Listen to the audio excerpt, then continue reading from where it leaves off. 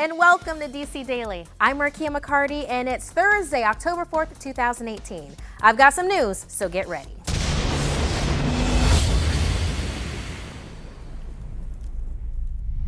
Huge announcements coming out of New York Comic-Con. DC Universe finally has its Harley Quinn. For the new animated series, Kaley Cuoco will voice the iconic character. It's also been confirmed the vocal talents of Jason Alexander, JB Smoove, Ron Funches, Wanda Sykes, and Alan Tudyk will be part of the show as well. Then, joining the fray for next year's Doom Patrol series is actor Matt Bomer as the voice of Negative Man. He joins a cast that already includes veteran actors like Brendan Fraser and Timothy Dalton. And ahead of the debut of its first season, the DC Universe original program Titans has already been renewed for a second season. And we also learned that Rosie Perez will play Renee Montoya in the upcoming Birds of Prey film. That's not the only news from New York Comic-Con.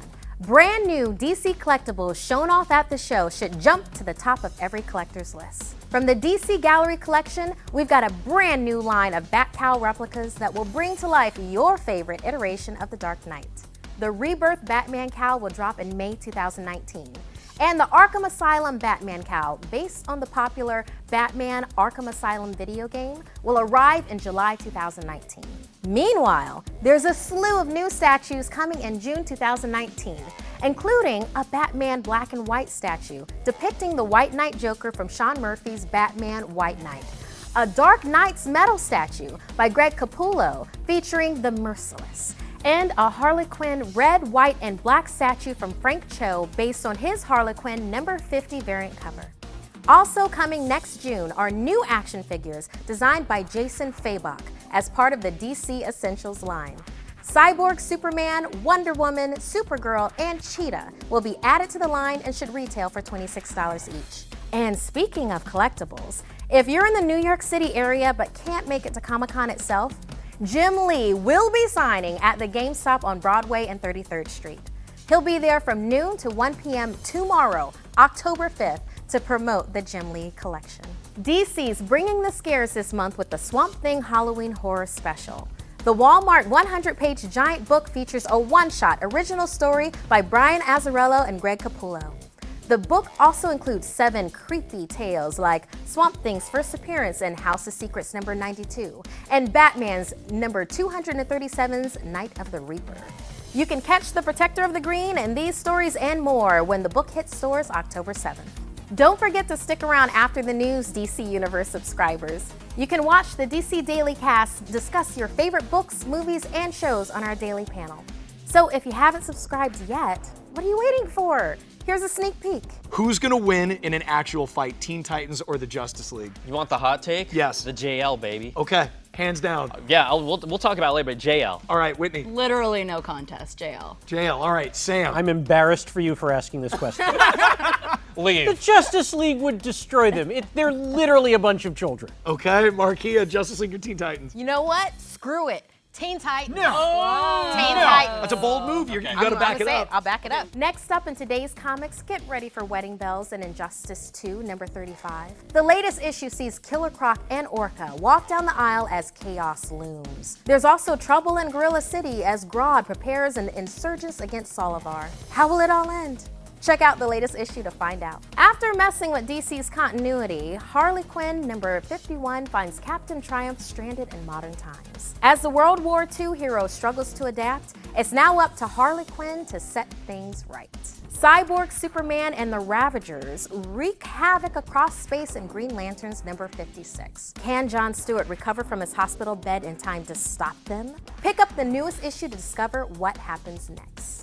Writer James Tynion IV gave us a little insight into his writing process with this tweet. Was stuck on a piece of narration about a key location tonight and was bashing my head against it until I took a break to reread the first appearance and the answer opened up to me. Nothing like borrowing some of a concept's original creative power to do it justice. What can the Justice League Dark writer be referencing? And that's it for the news. Now check out this interview with the cast of Titans from last night's premiere party at New York Comic-Con.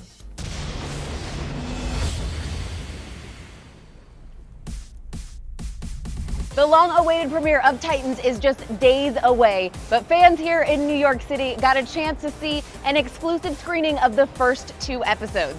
Cast and creatives are here to talk about how Titans is going to shake up the world of DC. Well, it's always exciting working with an ensemble because you have more support. Enabled the show to explore different genres, from the DC world. We've got Dick Grayson, who's showing basically more traditional superhero martial arts and combat. We have Starfire, who's a little bit more sci-fi. So we have a bunch of different genres and elements that add to the show and hopefully blend together to create a unique experience. This has been in the work, I got cast over a year ago, and it's just been the most wild ride ever. Playing a character with that many layers is so much fun because you get to show different parts of it, and having the inner demon that I get to sometimes play is awesome. It's like playing 2 different characters, and it's fun because she's not like me that much.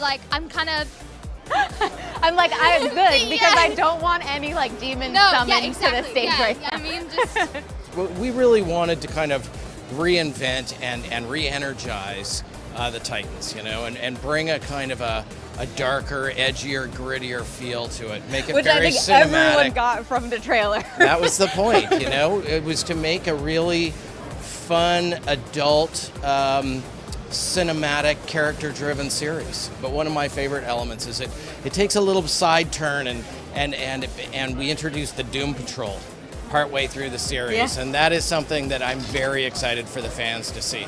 It's utterly amazing to me that something that artist George Perez and I created back in 1980 works so well today and in so many different forms. Here we have an adult Titans, we had the little cartoon Teen Titans Go, everybody seems to like them, and I'm just so amazed and so absolutely delighted. When they're all together and you could put Hawk Dove and Jason Todd in there and they're all giving each other crap, I love it. I love when that show really comes alive, when you get to see the balance of all those characters and their personalities, and people who are really set in their way getting called out on the carpet and having to address maybe another point of view about who they are. Actually, I was really surprised at how scary they made Raven. Because when I read the comics, she was scary, but there's only so much you can do within a printed page, I think.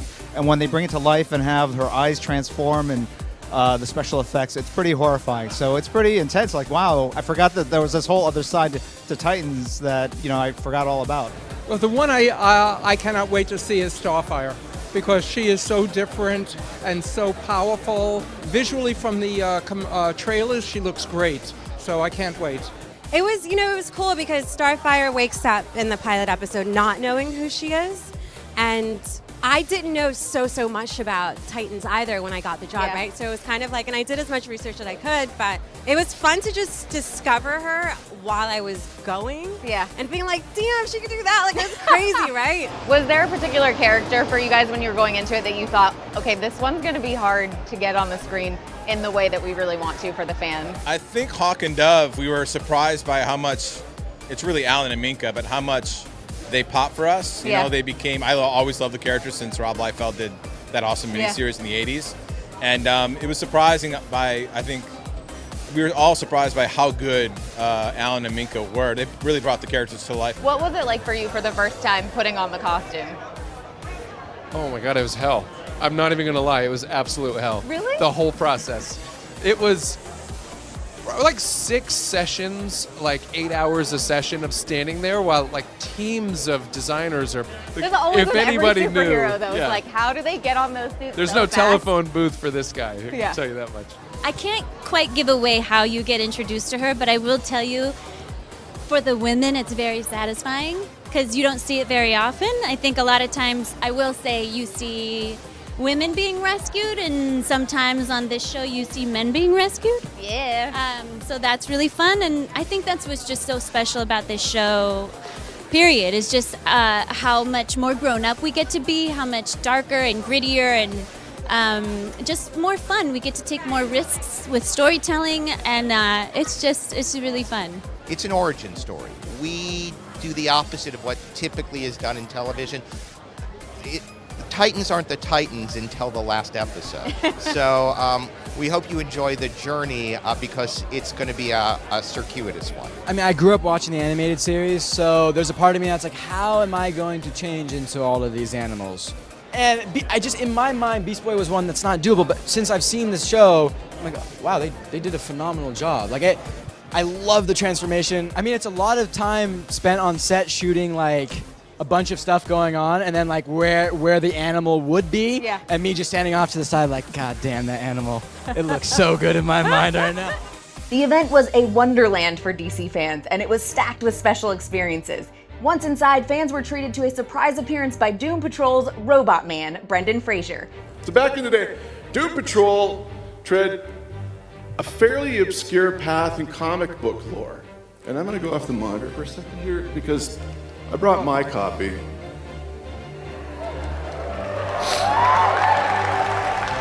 So this is Doom Patrol. There's one more thing. We have a surprise message for you here tonight. What's up, New York Comic Con? This is Matt Bomer, coming to you from Atlanta, Georgia, and the set of Doom Patrol. I'm so excited for all of you in my favorite city to be the first to know that I'll be joining the cast as Larry Traynor, aka Negative Man. I'm having an incredible time on set. The work being done down here is phenomenal. I can't wait for you to see it. I'm sorry I can't be there in person with you tonight, but we'll do it another time. I hope you have an incredible Comic-Con. We'll see you soon. The bombshells continued when Kaylee Cuoco was revealed as the voice of Harley Quinn in the Clown Princess of Crime's new animated series. With all the superhero shows out there, it is about time Harley Quinn had her own, and you guys are absolutely gonna love it.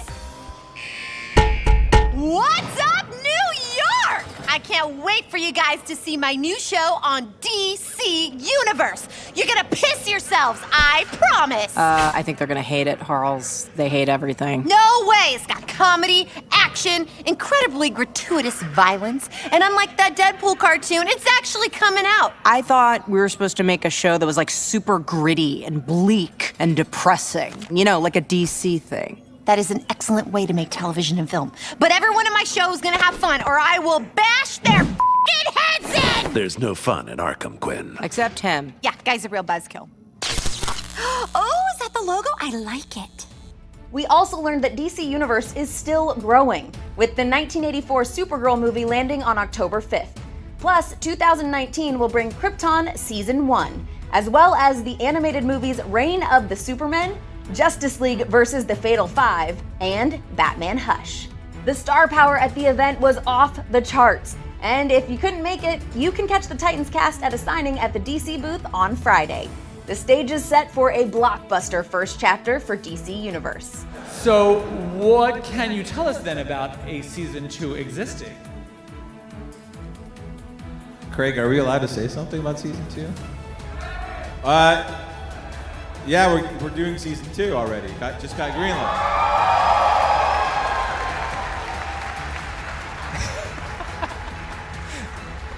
This may be news to some people on stage. Yeah, this may be news to people on the stage. Congratulations. DC Universe is expanding at breakneck speeds, and the Titans frenzy has reached fever pitch. So make sure you're subscribed to see the can't miss premiere next Friday, October 12th.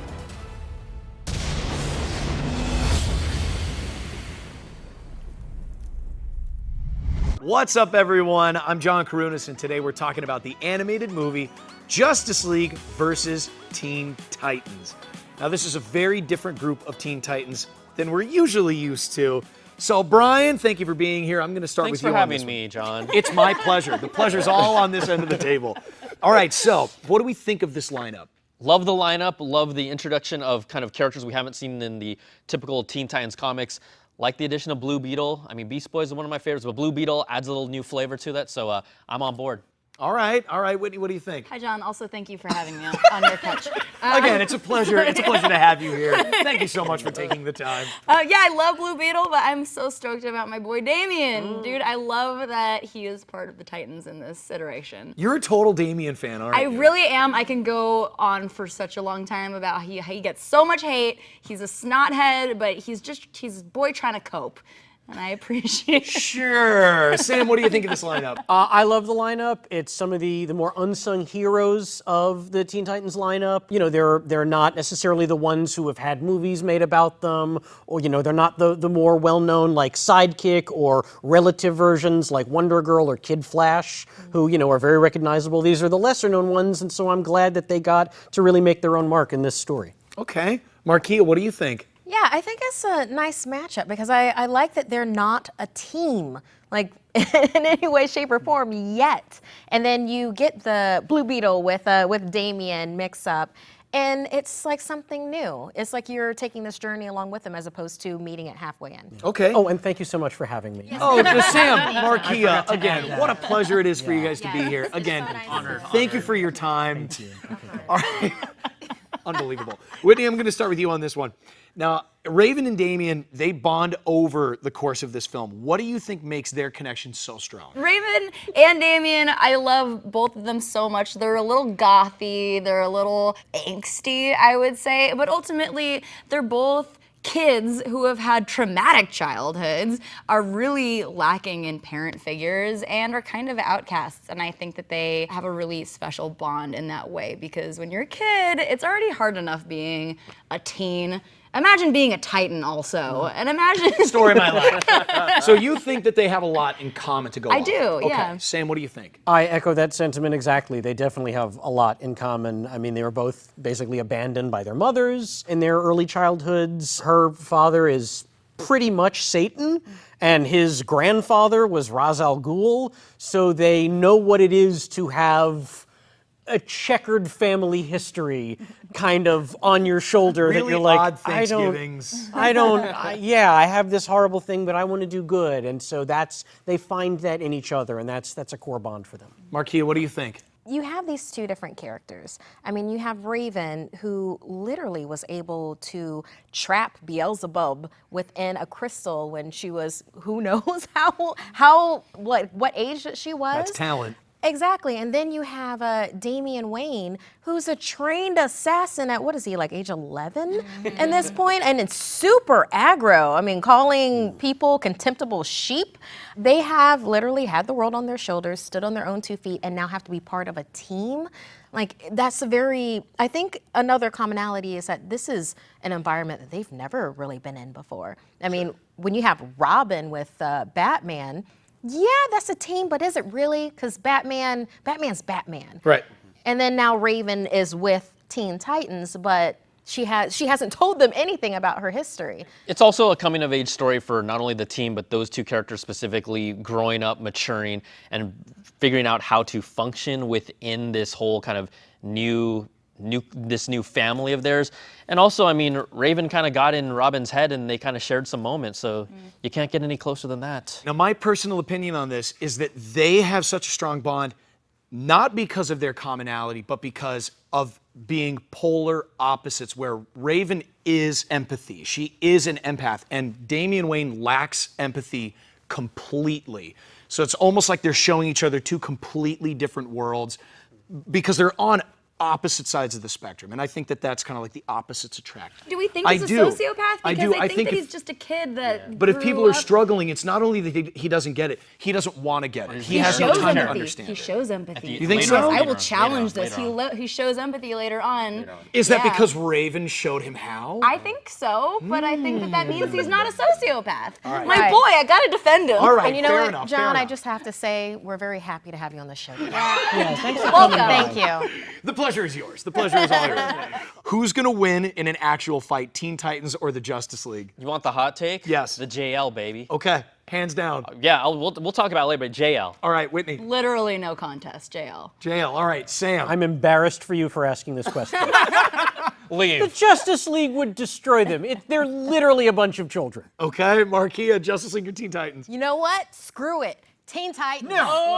Teen No. Titans. That's a bold move. You got to back it up. I'll back it up. I think that the Teen Titans, I'm not saying it would be every time, but then don't you only need one time of everything? And I'm going to go Mighty Ducks with it right now. One time that you need to beat that other team. And Justice League would be Iceland versus the Mighty Ducks. They're bigger and stronger and have more facial hair. Go on. Yes, but the thing that I think might trip up Justice League that one time is because, yes, they would be fighting the Teen Titans, so they would kind of hold things back a little bit more than if they would go, straight out like if it's Darkseid.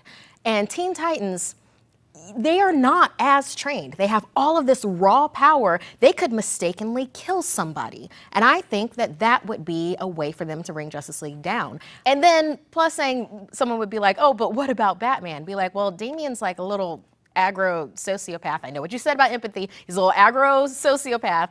He just needs once. He would be able to take Batman, and Batman might let it happen, depending on the scenario. Damian Wayne as well, his version of the Robin, I think that he is not afraid to do whatever it takes to get the job done. He'll do it, whatever it is. He's not going to hold back. He's not going to restrain himself. That's the assassin side of him. He'll go that length. He's not afraid. But he's also still a little boy, though, at the end of the day, and he could be snapped in half. Yeah. Like, pretty easily. He's small and he's, like, pretty frail. I will say, though, Marquia, I think that's a really good point, and I think that, like... You just need and one also time. Teens are way more impressionable. They're corruptible. This is the Justice League. They fight for good. But the question isn't out of 1,000 fights who wins, more. It's one fight. Okay, this is I look at it like let's talk about like matchups. Let's take this to sports, all right? Who's gonna match up with who? Okay, Damian is gonna probably match up with Batman, right? Yes. Wonder Woman will probably match. He could match up with Superman. Yeah, we could match saw up what with he did in the Superman. movie. We know he takes Superman down. He's not afraid. Okay, but let's just kind of line these up. Starfire probably match up with Wonder Woman. Okay. Flash Beast Boy matchup? Maybe. Or Flash Blue Beetle? Wait, Blue Beetle Cyborg. Blue Beetle Cyborg. Again, we match up all these permutations. Unless you stab Superman with some kryptonite, who's gonna take down Superman? Well, Damian already did in the movie. But in that one without time. kryptonite, you're gonna go Superman. Okay, before we go too deep. No, we're going to move on to our final question. If you're gonna do sports analogies, if you're gonna use sports analogies, this is the Harlem Globetrotters versus the Washington Generals. By accident, the Teen Titans would win like 1 out of 1,000. Would they win that one? You're gonna kiss it. It's just one fight. Sam, I'm gonna start with you on this final question. Okay, here we go. Now, in this movie, Robin loses a fight to Blue Beetle, but it's only because he didn't know the Scarab's full potential. With enough preparation, is there anyone the Batman family couldn't beat? Okay, now it seems like the answer should be no, but I have thought about this, and there is one villain the Batman family can't defeat, and that is childhood obesity. Oh my God. We have a problem in this country, and I have a wealth of information, okay? I know that how to avoid it, how to treat it, so preparation's not the issue anymore. Batman, I'm putting out a challenge to you. Let's tackle this thing so you can finally prove you're unbeatable. That joke That's was it, so though. worth the wait. That's it, though. That was really worth the wait. Thank you so much, guys. It's been a real pleasure being on DC Daily. This is my final episode. All right, moving right along, That's like, Marquia. Sam, get out. You better give me an actual answer, Marquia. Yes, I think maybe with enough preparation, keeping in mind that both sides would get the same preparation, I think maybe dark metal Batman family. Okay. If we're going there, yeah. If we're going there, hey, we said anybody. So, Brian, over to you. At least historically, what the Batman family has shown us, they can beat anybody. Okay. Historically, right? It's always the argument, right? Batman versus Superman. How much time does Batman have to prepare? Well, Batman's always prepared. Always. So if we go under that thinking, no. Somehow, even when he's unprepared, he's prepared. still prepared. Whitney, what do you think? He figures it out. You know what? I don't think that they could beat... I don't think that there's anybody that would beat them, but I do really, really like Marquia's argument because there is nothing darker than facing yourself. So... we're done talking about comics. Now you're talking about real life. I'm just talking about my morning. There's nothing darker than having to face yourself. And that about does it for us here on DC Daily. We'll see you tomorrow for our big show with the entire cast hanging out. In the meantime, go check out Justice League versus Teen Titans on DC Universe. Bye-bye.